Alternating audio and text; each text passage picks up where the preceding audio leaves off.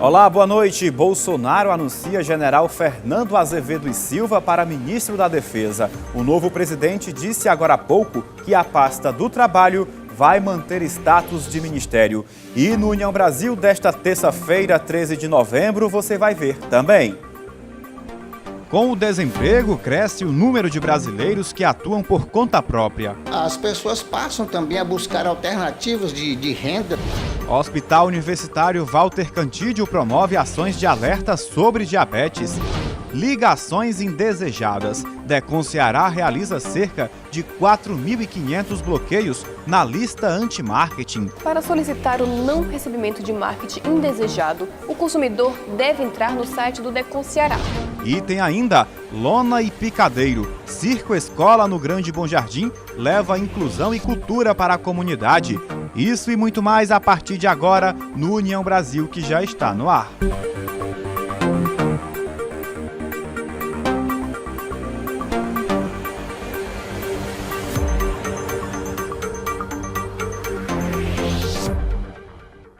O presidente eleito Jair Bolsonaro anunciou nesta terça-feira que indicou para o cargo de ministro da Defesa o general da Reserva, Fernando Azevedo e Silva. Bolsonaro confirmou a indicação por meio do Twitter após chegar em Brasília. O presidente eleito pousou na manhã desta terça-feira na base aérea para uma nova rodada de conversas com autoridades. Azevedo e Silva foi chefe do Estado-Maior do Exército e passou para a reserva neste ano. Atualmente, o general assessora o presidente do Supremo Tribunal Federal, ministro Dias Toffoli. Em nota divulgada no final da manhã, Toffoli disse que foi consultado por Bolsonaro sobre Azevedo e Silva. Com isso, o governo Jair Bolsonaro já definiu 7 ministros integrantes do novo governo a partir de 2019. São eles, começamos com Onyx Lorenzoni, da Casa Civil, Paulo Guedes, da Economia, General Augusto Heleno, da Segurança Institucional,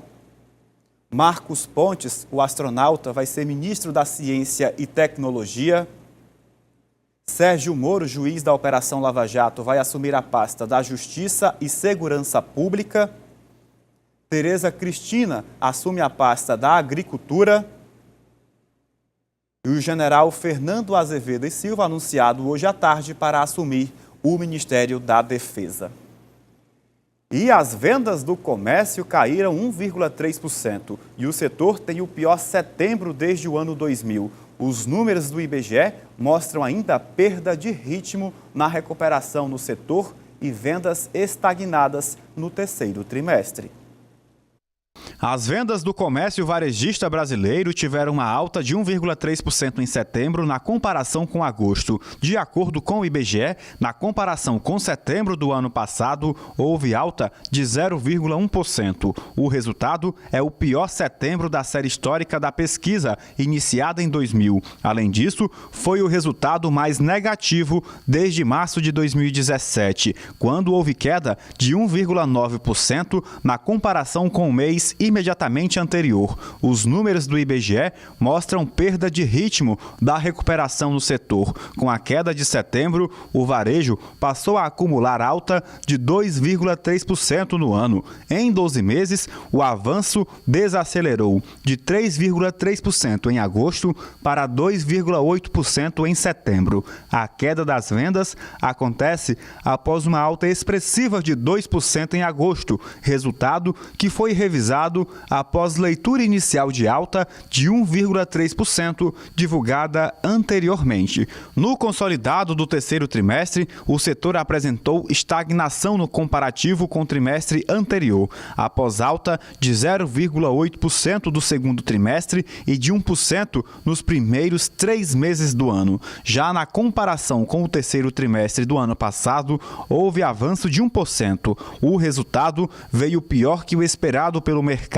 A expectativa em pesquisa da Reuters era de baixa de 0,20% na comparação mensal e de avanço de 1,60% sobre um ano antes. Os preços do petróleo caíram mais de 2% após pressão do presidente dos Estados Unidos, Donald Trump, para que a Organização dos Países Exportadores de Petróleo, a OPEP, não corte a oferta. Quem tem outras informações para a gente é a Lígia Xavier, direto da nossa redação de jornalismo. Boa noite, Lígia. Boa noite, Miguel. Boa noite a você que está em casa.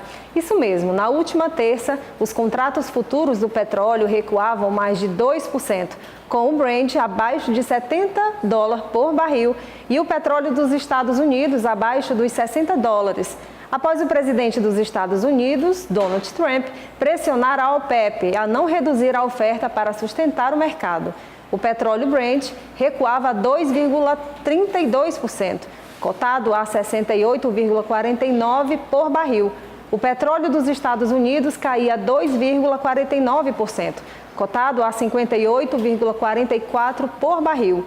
Ambos os contratos de referência recuaram cerca de 20% desde máximas de 4 anos registradas no início de outubro. Também pesou sobre os preços a cotação do dólar, que opera próximo de uma máxima de 16 meses, tornando o petróleo mais caro para os importadores que usam outras moedas. Trump deixou claro que quer que os preços do petróleo caiam. A mensagem do presidente americano levou a uma forte queda nos preços na segunda-feira e as vendas generalizadas continuavam nesta terça. Eu volto com você aí no estúdio. Obrigado, Lígia, pelas informações. E vamos falar agora que o mercado de trabalho, mais uma vez, apresenta crise. Mas a retração da economia tem empurrado milhares de cearenses para atuar por conta própria, passando a garantir o próprio sustento. O registro é que o número de pessoas ocupadas cresceu no Ceará no ano passado, um avanço maior que 2% em comparação com 2016.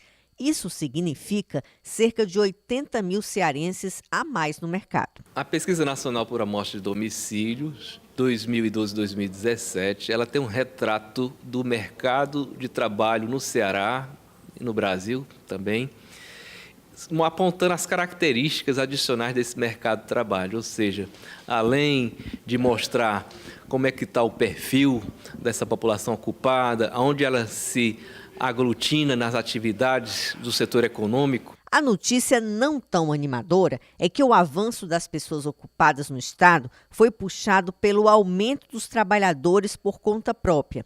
A quantidade de profissionais autônomos sem formalização cresceu 3,8% na virada de 2016 para 2017 e representa quase 88% do total de ocupados.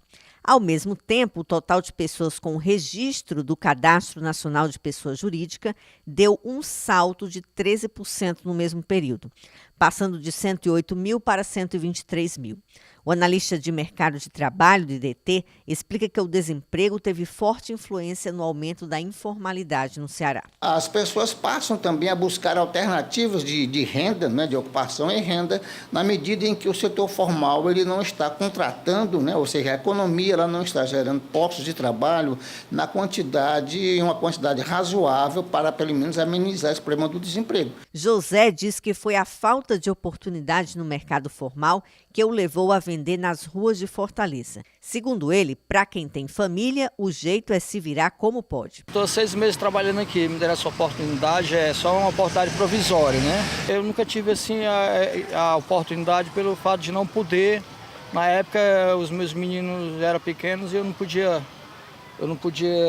esperar por oportunidade de emprego. O supervisor do IBGE chama a atenção também para o dado que revela que as chances de trabalho entre os anos de 2012 para 2017 foram maiores para aqueles com nível superior completo. O contrário aconteceu com as pessoas que tinham um grau de instrução melhor. O ensino superior completo aumentou sua participação de 10% para 14%. E as pessoas que tinham o ensino médio completo ou superior incompleto, em 2012, eles tinham a participação de 32% e aumentaram para 38%. Está fácil, isso ninguém duvida mesmo. E mudando de assunto, em alusão ao Dia Mundial da Diabetes, que acontece amanhã, 14 de novembro, o Hospital Universitário Walter Cantídio, da Universidade Federal do Ceará, aqui em Fortaleza, está promovendo a Semana de Luta contra a Diabetes.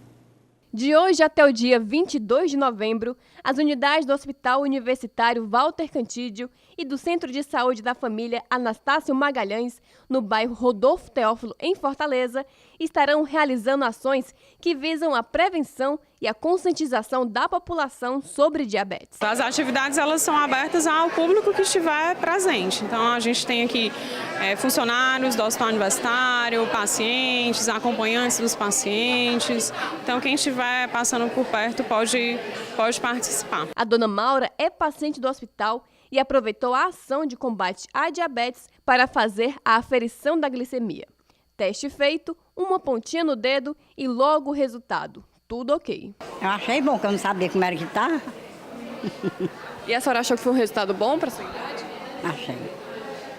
É ótimo. Segundo a Federação Internacional de Diabetes, existem mais de 400 milhões de pessoas com a doença no mundo.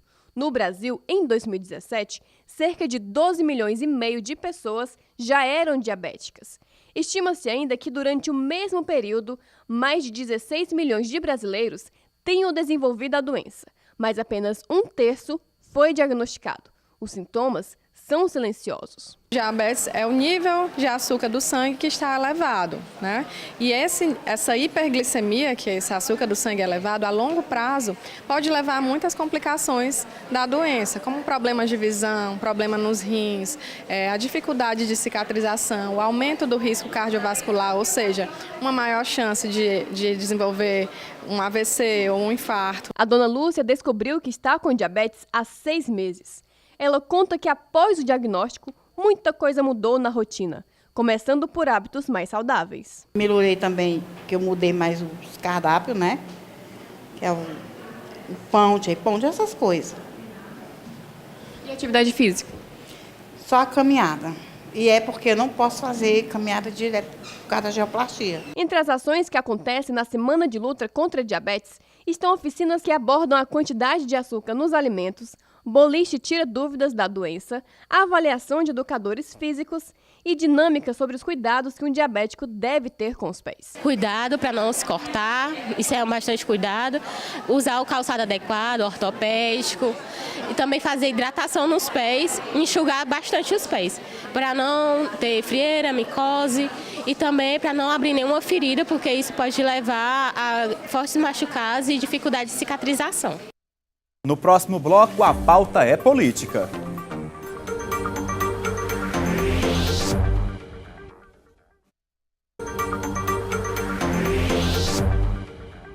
Estamos de volta. Bolsonaro diz que deve manter gestão do ensino superior no Ministério da Educação e diz que novo chanceler pode ser anunciado até esta quarta-feira. O novo presidente volta atrás sobre o Ministério do Trabalho. Assuntos para a pauta é política. O presidente eleito Jair Bolsonaro, do PSL, afirmou nesta terça-feira que deve manter a gestão do ensino superior no Ministério da Educação. Havia possibilidade de o ensino superior ficar sob a gestão do Ministério da Ciência e Tecnologia. Bolsonaro deu a declaração antes de um encontro com o presidente do Tribunal Superior do Trabalho, ministro João Batista Brito Pereira, lá em Brasília. É a segunda vez que Bolsonaro retorna à capital depois de eleito. Ele foi questionado sobre o destino do ensino superior em seu governo, se manteria a área no MEC ou se a colocaria na alçada da pasta da Ciência e Tecnologia. Bolsonaro também disse hoje que pode anunciar até amanhã, quarta-feira, a escolha do novo ministro das Relações Exteriores. Em entrevista, ele afirmou que o novo nome do chanceler será do quadro do Itamaraty. De acordo com o presidente eleito, abre aspas, é possível acontecer até amanhã, fecha aspas. Está madura esta questão. Queremos alguém do quadro do Itamaraty. Quando foi questionado sobre o novo titular, seria um homem ou uma mulher, Bolsonaro respondeu, abre aspas, pode ser gay também, fecha aspas.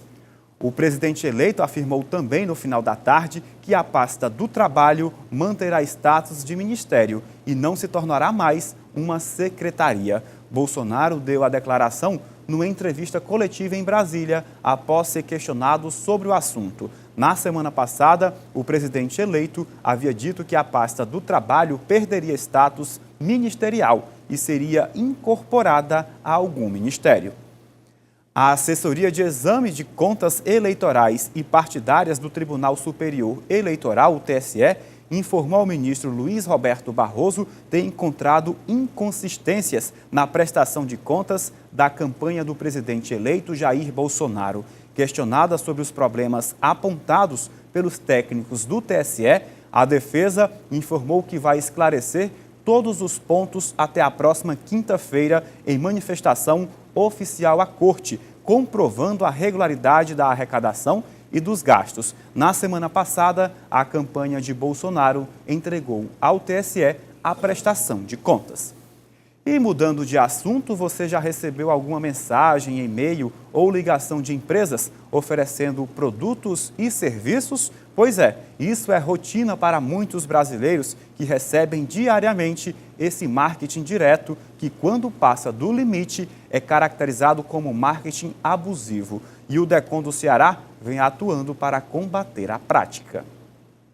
O David diariamente recebe ligações de operadoras de telefonia oferecendo serviços que ele não deseja. Para ele, essas ligações são bastante incômodas. Quem nunca se viu numa situação dessa? Já recebi muitas ligações de operadoras de celular e é muito desagradável porque a gente fica esperando uma ligação importante e quando a gente atende, pensa que algo sério e é uma proposta, né? Uma propaganda, uma publicidade de uma operadora principalmente, e a gente fica frustrado, né? Para atender os consumidores que não querem receber a todo momento ligações e e-mails de empresas oferecendo produtos, o DECON Ceará lançou em junho deste ano a plataforma Sistema de Bloqueio de Marketing, que tem como base a Lei Estadual Cearense 16.497 de 2017, conhecida como Lista Anti-Marketing, que permite o bloqueio dessas chamadas indesejadas. O consumidor, sim, pode entrar no nosso site do Ministério Público, do DECON, e acessar a nossa plataforma anti-marketing, na qual ele vai dizer todos os seus dados, informar qual a empresa que está fazendo isso e em até 30 dias a empresa tem que excluir o nome daquele consumidor da lista de programas de marketing. Para solicitar o não recebimento de marketing indesejado, o consumidor deve entrar no site do DECON Ceará e se cadastrar na lista anti-marketing, informando os números de telefone e e-mails das empresas em que ele não deseja receber o anúncio de produtos e serviços. Desde o lançamento da plataforma, mais de 4.500 consumidores cearenses já se cadastraram no sistema para não receber marketing direto abusivo. Elas ficam insistindo por muito tempo e eu, por educação, fico até o final da ligação e não desligo. E elas ficam insistindo até mesmo e perguntando por que você não quer, mas por que você não faz isso? E ficam nesse vai e volta. As empresas que descumprirem a lei podem ser penalizadas com multas entre R$ 393 até cerca de R$ 40 mil. Nós iremos abrir um procedimento administrativo, iremos investigar por que a empresa não está cumprindo com a lei e se a empresa não apresentar sua defesa, não der uma justificativa plausível para aqueles acontecimentos, aí sim a empresa pode ser multada.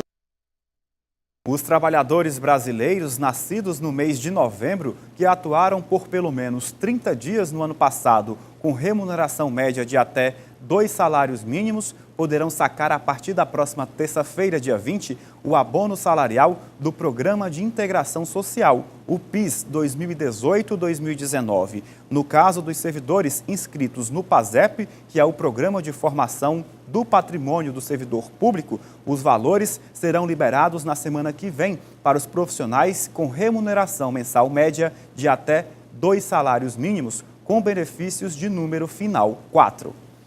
E veja a seguir um projeto que vem transformando a vida de jovens no Grande Bom Jardim, em Fortaleza. E tem ainda o Noticiário Internacional.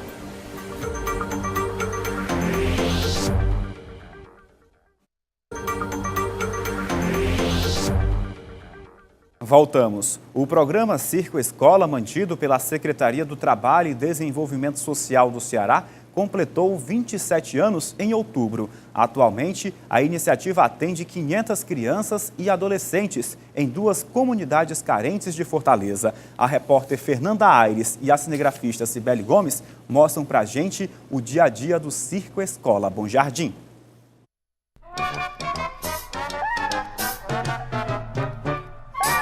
Uma pirueta, 2 piruetas, bravo, bravo.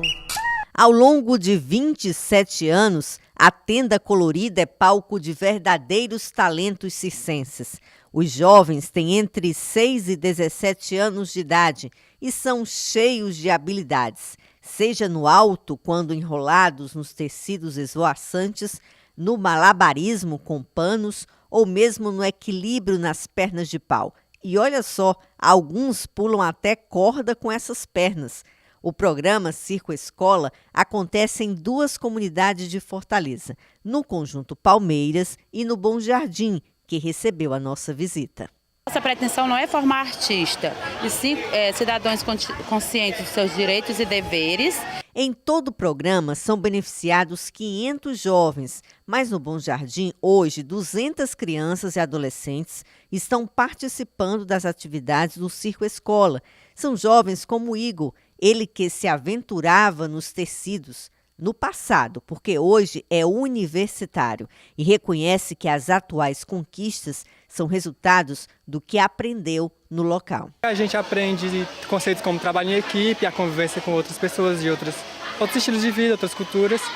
E como cidadão, porque aqui também não é arte pela arte, a gente aprende conceitos como ambientalismo, higiene, todo um aparato que a gente consegue crescer como pessoa e cidadão. Na tenda, todos parecem tão livres. Eles pulam, correm, tentam se equilibrar em pranchas, caem, mas sempre levantam.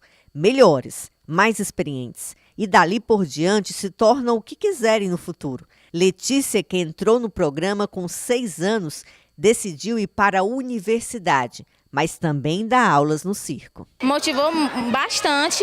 Hoje, atualmente, eu faço uma faculdade de nutrição, que não tem nada a ver na área, mas eu pretendo, quando me formar, vir desenvolver algum projeto aqui com eles. Os trabalhos com jovens são desenvolvidos durante a semana, mas o sábado também é um dia importante.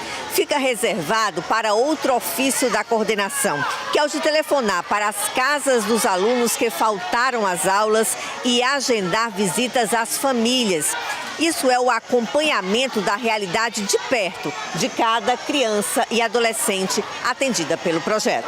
A gente leva uma fichinha, né, que é preenchida, é assinada pelo responsável, para saber o porquê que o menino não está vindo para a unidade, o porquê dele estar faltando, o que foi que aconteceu. Ao lado dos circos escolas funcionam os ABCs, que atendem os jovens com atividades educativas, culturais, esportivas e de iniciação profissional. O programa funciona o dia todo, mas cada aluno é atendido em um dos turnos. Lívia, por exemplo, estuda pela manhã e à tarde faz parte do circo. Toda animada, ela fala da ansiedade que fica para chegar logo a hora. Desde pequena eu já tive essa afeição pelo circo em si, e aí minha mãe resolveu me colocar aqui, e isso foi uma coisa maravilhosa. Te encanta assim? Tudo, nada deixou de me encantar. Desde pequena, tudo me encanta aqui. Salta sobre a arquibancada e tomba de nariz, que a moçada vai pedir bis. E vamos agora ao nosso giro pelo mundo no Noticiário Internacional. Mundo dos super-heróis de luto. Fãs de Stan Lee prestaram homenagem ao quadrinista em sua estrela na calçada da fama em Hollywood, logo após o anúncio de sua morte nesta segunda-feira. O criador de super-heróis famosos como Homem-Aranha, Thor, Hulk, X-Men, Pantera Negra e tantos outros, Stan Lee morreu aos 95 anos. Ele passou mal em sua casa em Los Angeles e foi levado ao hospital, mas não resistiu. O artista da Marvel sofria de pneumonia e de problemas nos olhos. Uma série de mensagens, flores e desenhos de seus heróis foram deixados na calçada da fama como forma de homenagem. A Comissão Europeia tomou uma decisão inédita de rejeitar o orçamento do Estado para 2019, proposto pelo governo italiano, e deu 3 semanas para apresentar uma nova versão com as regras europeias. Esse prazo termina hoje, mas não terá servido para pressionar a Roma, mesmo sabendo que poderá enfrentar sanções financeiras. O presidente da Comissão Europeia, Jean-Claude Juncker, afirmou que está moderadamente preocupado com as relações entre a Itália e a União Europeia. Palestinos em Gaza dispararam dezenas de foguetes e morteiros contra o sul de Israel, que responde com outro ataque. O fato acontece um dia depois de uma incursão israelense que provocou combates mortais no enclave. Pelo menos 3 atiradores palestinos foram mortos nos ataques aéreos. Aviões de guerra também destruíram as instalações da televisão Al-Qaza, do Hamas, segundo o exército israelense. Na fronteira de Israel, o fogo palestino destruiu um ônibus, ferindo um soldado. O rei da Espanha, Felipe VI, viajou no último domingo para o Peru para iniciar com a rainha Letícia a primeira visita de Estado espanhola ao país em 10 anos, que impulsionará a atual associação estratégica com uma ampla agenda de contatos institucionais, econômicos, sociais e culturais. 8 anos depois de sua viagem oficial ao país andino, como príncipe das Astúrias, Dom Felipe e Dona Letícia, acompanhados pelo ministro das Relações Exteriores, Josep Borrell, retornam à capital peruana a fim de reforçar em diferentes âmbitos relações bilaterais que a Espanha já considera excelentes e fluentes. E vamos agora às imagens que marcaram esta terça-feira.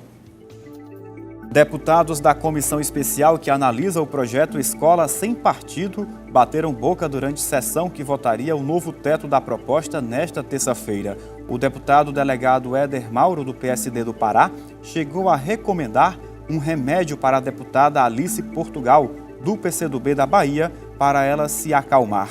Ela rebateu dizendo que é farmacêutica. A sessão foi suspensa pela 3ª vez seguida, sem a leitura do relatório, e foi retomada agora pela tarde. A partir do dia 18 de novembro, cariocas que passarem pelo centro da cidade vão poder ver uma representação artística de Jesus Cristo diferente da imagem tradicional do Filho de Deus para os cristãos. A escultura, doada por um artista canadense, representa o Jesus sem teto, deitado em um banco de praça com um cobertor fino sobre o corpo. Pessoas em situação de rua da capital fluminense, a imagem em tamanho real lembrará justamente o Dia Mundial dos Pobres. A escultura foi um presente à Arquidiocese do Rio de Janeiro. A advogada brasileira Renata Castro Alves, de 35 anos, esteve perto de entrar na política dos Estados Unidos nas eleições da última semana. 309 votos a mais e ela teria conseguido uma vaga na Câmara Municipal de Margate, na Flórida, cidade de 58 mil habitantes a 60 quilômetros de Miami. A disputa ocorreu em conjunto com as eleições legislativas norte-americanas. Foi a 2ª tentativa de Renata ao cargo equivalente ao de vereador aqui no Brasil. Uma gravação ligada ao assassinato do jornalista Jamal Khashoggi está sendo vista como uma indicação de que o príncipe saudita Mohammed bin Salman teria envolvimento direto no caso, de acordo com a matéria do jornal New York Times, do assassinato ou do estrangulamento de um jornalista. 3 pessoas que ouviram conteúdo da gravação coletada pela inteligência turca disseram ao jornal que ela contém a voz de Abdulaziz Mutreb, um dos 15 acusados pela morte, conversando com o superior por telefone, pedindo a este que avise ao seu chefe que o trabalho havia sido feito. E fica por aqui a edição desta terça-feira. A seguir tem a reapresentação do programa da Hora e logo mais, às 21h30, tem a reprise do nosso telejornal.